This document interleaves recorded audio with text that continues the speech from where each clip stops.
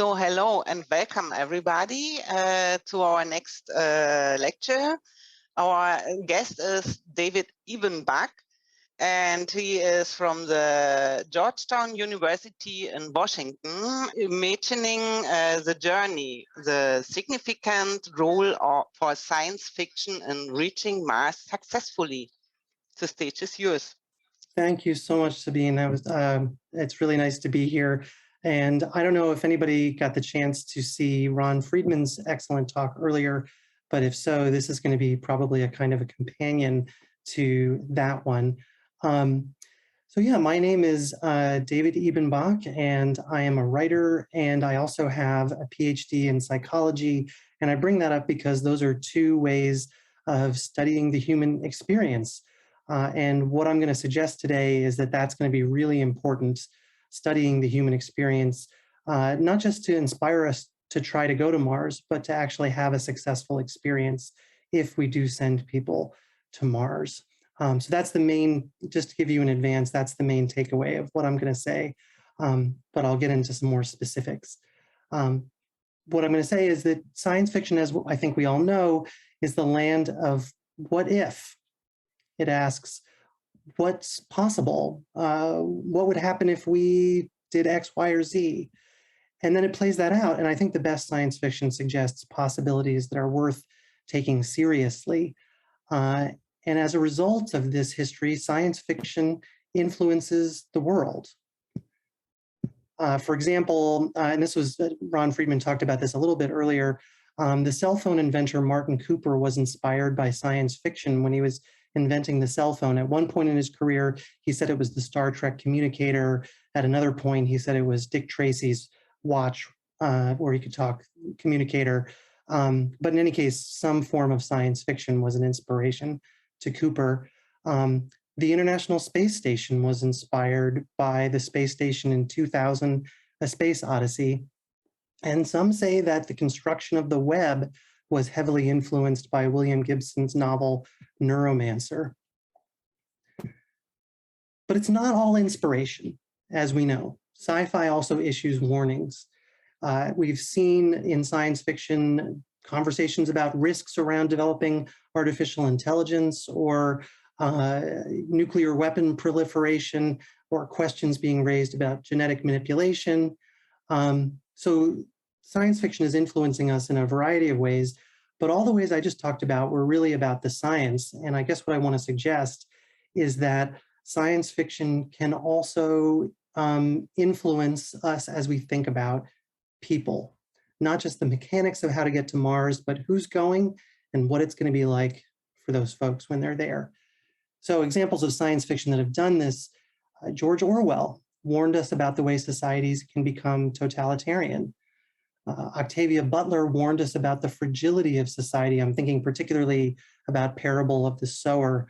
And she warned us about our tendency to fall back on violence. The author Charles Yu warns us that we often use technology in psychologically self-serving ways, as opposed to the ways that scientists would have preferred we would use it. And where does science fiction get its wisdom about the future? Well, for this, I want to turn to Ray Bradbury, one of the giants in writing about Mars. We'll talk about that again in a minute. His quote is, "Science fiction is a great way to pretend you are writing about the future, when in reality, you are attacking the recent past and the present." In other words, to get ready for the future, you have to understand the present. Human nature has become a fairly stable thing. It's evolved over hundreds of thousands of years. And so the present state of human nature matters because it's going to follow us into space. There's a lot of science fiction we can turn to in getting ready for the human endeavor going to Mars. I'll bring Ray Bradbury back in The Martian Chronicles, the great classic. It's a great classic, but there's one really interesting thing about it that I can never shake, which is the gender roles. It's the 21st century in his novel that he wrote in 1950. He can imagine wild alien civilizations, but even those alien civilizations look like Father Knows Best. You've got like housewife alien and hardworking husband alien. And what this teaches me is that unless we examine them and uproot them, we're going to carry our biases and prejudices wherever we go. They're not going to stay on Earth. Kim Stanley Robinson, in his Red Mars series, this came up in Friedman's wonderful talk earlier, he shows massive conflicts erupting between different human impulses. So greed on the one hand versus scientific curiosity on the other, the desire to exploit versus the desire to preserve. And hidden in that novel is the warning that even people who seem to share a mission, like there's this original large group of scientists who all came together to Mars, theoretically sharing a mission, but even people who seem to share a mission may have wildly different motivations, and that can lead to terrible conflict. He also, along the way, warns about the potential influence of money and power in settling Mars, which can overwhelm idealism. And then I'll give you another example that is a little less well known. Ellen Klages in her story, Goodnight Moons. It's just a short story, pretty quick, but she discovers she's pregnant on the way to Mars and immediately becomes a political football around the issue of abortion and choice, which is to say that Earth politics can follow us to another planet. Theoretically, she's on a rocket, she's out of reach of Earth, but the politics follow her, which is a thing we need to remember. And I'll talk a little bit about my own novel, How to Mars, which came out in May from Tachyon Publications. And it was inspired by the Mars One project, which I'm sure a lot of people here know about. It has gone into bankruptcy, I guess, and may have been a fraud in the first place, hard to say. But they had this idea of sending maybe a dozen people to Mars on a one-way trip permanently, and had one rule: no sex on Mars. And I think there are a lot of reasons that this mission failed. By the way, it was also going to be funded by a reality TV show about the Marsanauts. So as I say, I think there are a lot of reasons why this failed, but maybe one of the most important ones is that Mars One was incredibly naive about human nature, and that sank it from the beginning. For example, they underestimated the pernicious influence of money on science. So as I say, there was going to be this reality TV show, and they were pretty blasé about the dangers of doing that. I mean, think about what it does to depend on TV ratings as you're trying to carry out a mission of this magnitude. My novel, How to Mars, is modeled on this Mars One. I basically played out the Mars One scenario, though in my case, the corporation is called Destination Mars, exclamation point. And in that book, we watch some of the candidates get selected, and that's influenced by how telegenic the candidates are and how much drama they're likely to produce in the TV show. And even their behavior is manipulated. You'll have producers saying, can you act a little more like this or that in order to up the ratings, which to me is all too plausible. But back to Mars One, above all, I think their naivete shows in how they underestimated how the permanence of the trip would shape the whole mission. And this is a one-way trip. People are going to live out their lives. I mean, it was a poorly thought out enough mission that maybe their lives wouldn't have been very long. But assuming that they lived any length of time, it was pretty naive to think that people would live out their lives on a distant planet and stay on mission the whole time and not change, just still have the same goals the whole time. They thought people would follow the no sex rule for the rest of their lives, even though they're far away from authority. And to me, this all seems so unlikely as to be ridiculous. So in my novel, How to Mars, I start when the mission is a couple of years old, and people have changed their priorities and interests because people do.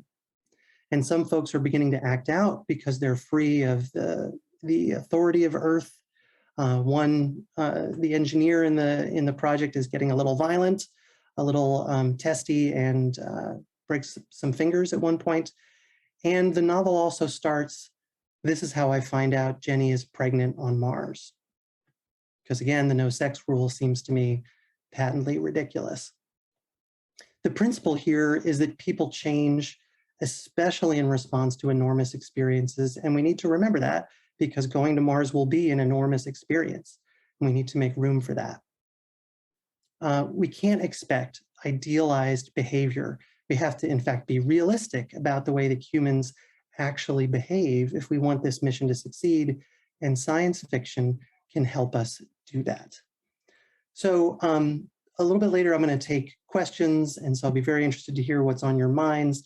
But I'm going to actually read to you a little bit from the book because I think it's instructive around this idea of paying attention to human nature. One of the things that these Marsonauts get when they're going to Mars is a handbook written by the founder of Destination Mars, who is a very eccentric person. And these handbooks chapters are very eccentric also, but they do touch on the issues of human nature that I think are really important in thinking about a mission to Mars. So this chapter is called, and so it's interspersed with other chapters about the actual characters who are on Mars. This one's called How to Organize Yourselves, section 19 of the unofficial Destination Mars Handbook, as written by the founder of Destination Mars. The truth is that we wish we were you. Not so much that we would trade places. As we said in section 2 of this handbook, the thought of trading places is both thrilling and frankly terrifying, but enough that we have significant doubts at night while brushing our teeth, and we wonder if we've turned out to be who we'd hoped to be. And why do we envy you? We envy you not only because you get to go somewhere that people have never gone, but also because you get to be in charge of a new world. Think about it. You will be the entire population of your new planet. You will be everybody, as in when people say Martians, it'll just be you. And so you get to start over. You won't have the United Nations looking over your shoulder. You won't find the tax man at your door, won't ever get called for jury duty ever again in your lives. The question is, what will you do with this fresh start? We want to be clear that we have no intention of telling Martians how to run Mars on a day-to-day basis. Aside from one crucial rule, no sex, see section 4, we're really going to leave everything in your capable hands. This is your chance to build the ideal society for you, the vision that you imagined loosely when you were young, and that you're now old enough and wise enough and lucky enough to create. You're free, out of reach of anything more powerful than yourselves. What will you do with that freedom? All that said, we encourage you to consider a few principles. You may want to choose a leader, or a leader may emerge naturally. Some people are just built for it. Studies show that monkeys with enlarged amygdalas and hypothalamuses tend to become the alpha monkeys. Serotonin is involved too. In other words, some brains are leader brains, and people with those kinds of brains are the ones you might turn to. Just bear in mind that sometimes people have too much of that kind of brain, as studies also show, and they become serial killers. In fact, you might decide that you don't want leaders. The Quakers, for example, sit around quietly in a circle until they get a good inner signal, and then they come to consensus. It's kind of amazing to watch. Or there's always direct democracy, where you vote on everything. It gets old fast, but even an ideal society is going to involve a little tedium, and you're less likely to nod off mid-decision than in the Quaker model. Or you may have a more fluid system with different kinds of things happening in different ways at different times. Organically, you might say, this idea makes us nervous, but it's not our planet. But we wouldn't want you to panic about Lord of the Flies scenarios. If you read that book as an adult instead of as a high school student, you'll see that it's actually pretty manipulative. Golding obviously knew where he was going from the start. To us, that suggests a lack of open-minded artistic exploration, and it leaves his conclusions very much in question. Certainly he tapped a nerve, but just because we're afraid of something happening doesn't mean it's bound to happen. It's also worth noting that Golding wrote a dozen other novels, and you haven't heard of any of them, not even The Scorpion God, which has quite a title on it. In any case, a chore wheel is probably a good idea. One of the ways to look at this is that there's a question of how much societal structure you're going to import to Mars and how much you're going to want to completely reinvent. We suspect that that's a difficult balance to strike. On the one hand, it's true that there's an opportunity in front of you. You could do virtually anything, even something that no philosopher on Earth has ever imagined. But on the other hand, there's comfort in things that you already know. An old sweater, special desserts from your childhood, even the feeling of being a small element in a larger socio-political system that you could never hope to individually influence and whose presence in your life was generally unpredictable. With this in mind, you might consider incorporating into your lives at least some of the trappings of your former world. A flag, perhaps, a kind of Mars anniversary celebration with, if not actual fireworks, not allowed per Section 9, at least sparklers included in the communal resource stockpile outlined in Section 11, staged political campaign ads, formalized mail delivery by a designated person in a makeshift uniform whenever one of the unmanned supply rockets arrives. See Section 13 for information on the supply rockets. In other words, sometimes new wine tastes better if it's presented in old bottles. Destination Mars will be happy if it helps bring you comfort to play the role of the impenetrable, inaccessible bureaucracy. Indeed, please don't forget that as remote as we will be from your daily lives, we will make many significant decisions that will affect you, not least of which will be the contents and timings of those supply rockets. Do take a look at Section 13 when you get the chance. While you are free to construct your own society, you will continue, of course, to intersect with forces larger than yourselves, as you always have. It probably wouldn't be helpful to create Martian currency. What about the moments when a decision has to be made quickly, military style? We for sure won't be able to respond to your communications at a moment's notice. This concern is an argument in favor of a leader, definitely. And again, this may just arise naturally, even right there in the moment. In our experience, emergencies tend to bring people out in ways that you'd never anticipate. Some people turn out to be cowards, howling at the back of the group. Others, sometimes the ones you wouldn't expect, become startlingly bold. They're the ones who say things like, okay, I have an idea that's a real long shot, but I think it gives us a chance. In situations like these, you don't need to have a leader already in place because they just stand up when you need them. And interestingly, sometimes the leader already in place isn't the one who steps up when things get scary. Sometimes they're the first to the exit.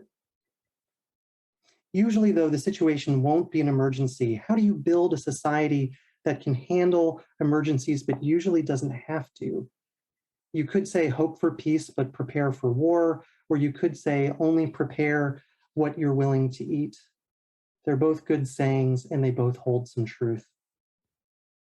Whatever you do, remember that all groups are divisible. All groups are divisible. All groups are divisible. For this reason, working in even-numbered groups is best so that the resulting groups have a shot at coming out equal. Working in threes is, of course, just foolish. What a lot of this boils down to is social dynamics, which play out in many different ways and in many different forums. Take, for example, the dining room table. You'll note that the table, which will be set up by the rover bots by the time you get there, is moldable. You can make it any shape you like. It will, as a starting point, be set up in the form of a circle because the circle is a perfect shape. There are no bad seats at a circular table. There are no invidious distinctions in the round. Nobody is automatically the metaphorical turkey carver, nobody holding down the precarious end. But it's your table and you can do what you want with it. It's a good idea to uncover common interests in order to facilitate group bonding. Mars will offer ample opportunities for hiking, for example. The larger point is that group bonding is essential, whether through shared values, shared customs, shared recreational activities, or the emergence of a singular Martian identity. You all do different work and are different bright stars in this universe, but you are on a common path and there's much to connect to in one another. There's a reason why we made all your spacesuits and jumpsuits the same color. Mars is unlikely to be a very formal place, but there's always time for please and thank you. We will have no objections if the Destination Mars logo becomes inspirational for you, if it ends up on a flag, say, or if in any way Destination Mars becomes symbolically significant as you construct your new society. We're not sure what to say about religion. Well, okay, we'll say this much. If you're going to do religion, it might be time for a new one, something you build from scratch yourselves so that everyone can sign on. It shouldn't be that difficult to come up with something. If you are even the tiniest bit open-hearted, you will experience some awe, at least in your first days on Mars. You will be on Mars. Put another way, you're the first humans to set up lives away from Earth. You're like the proverbial first humans outside the proverbial Garden of Eden. So awe should happen automatically. All you have to do is call that awe God, come up with a couple of occasions and rituals, and you're off and running. We emphatically do not recommend the development of multiple religions. Wouldn't it be funny if this handbook, unofficial as it is, became something like a Bible for your new religion? As you know, sex is not allowed on Mars, not only because it could lead to deformed babies, see section 4, but also because it splits a group right up, seriously, see section 4. It seems implausible, doesn't it, that those legendary utopian free love communes of the 60s and 70s actually existed. More likely, our older relatives told us those stories so that we would think that our older relatives were cool, which of course we still did not.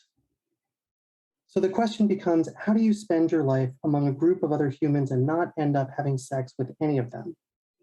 Even if you don't find the others attractive at first, surely over time your desires will shift, won't they? And then what do you do?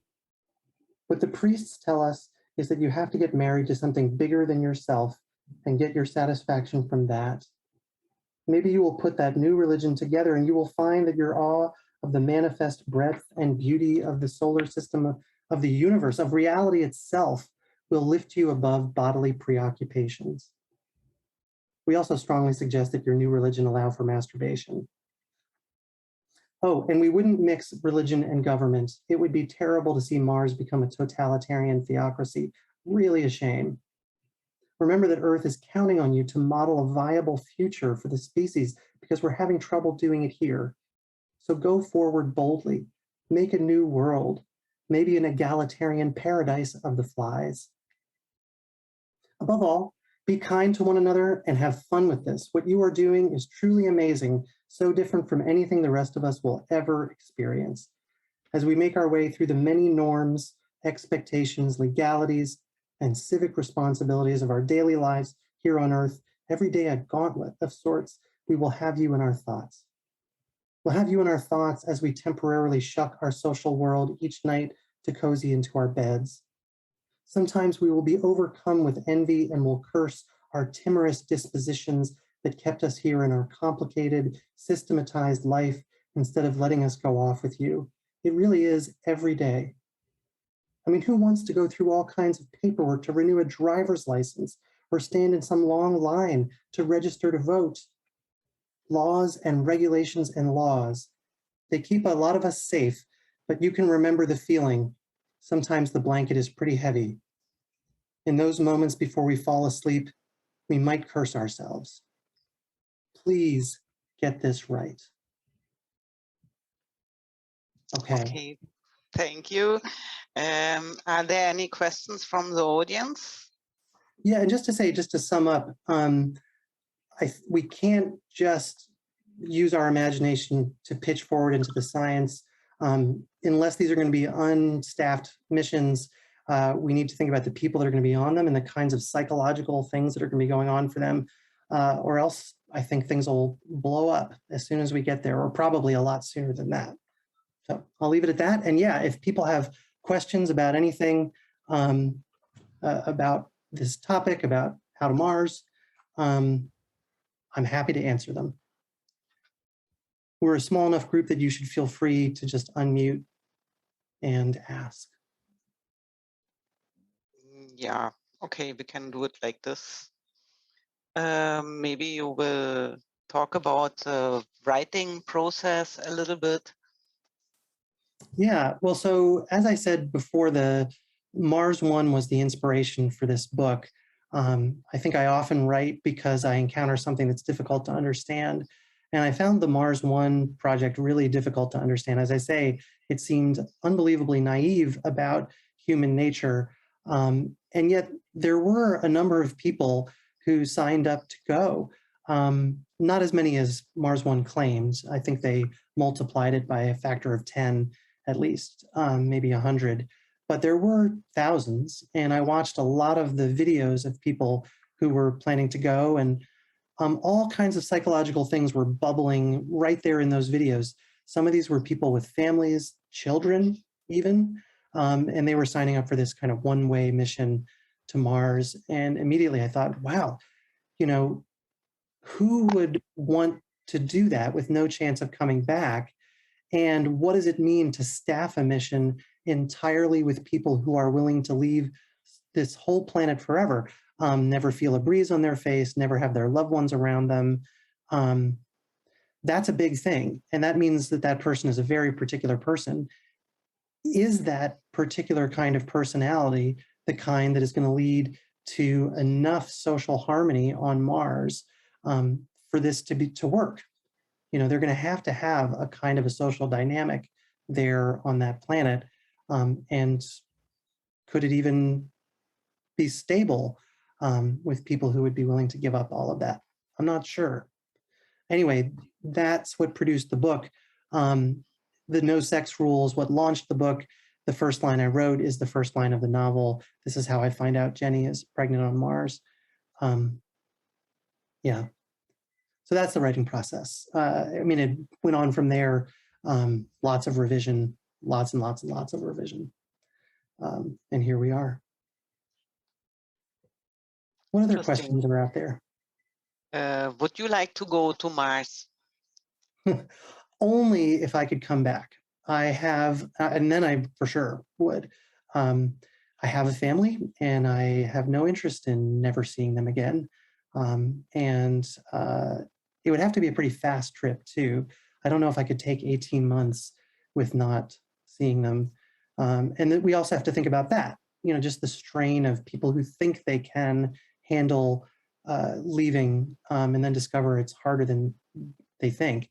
The show Away takes that on, where there's lots of tension around these Marsonauts who have left people behind and are feeling enormous, especially the main character, enormous tension about that. But yeah, I mean, this is Mars behind me. Who wouldn't want to check it out? When the rover sent back the sound of the breeze on the wind on Mars, I got chills. Other folks, do they, you know, do you want to go to Mars? Would you be willing to leave everything behind? I don't know. Yeah, it's an interesting question. I'm not sure if I also want to come back, not to stay there. It's important, but it's a philosophical or sociological aspect too. Do you think there will be borders on Mars if there are nations together? Yeah, there's an interesting panel coming up about that I really can't wait to see. I think it's called The Inevitability of Countries. You know, and Kim Stanley Robinson in his science fiction makes it seem like people are going to form groups. I do think, you know, in that chapter, I talked about how every group is divisible.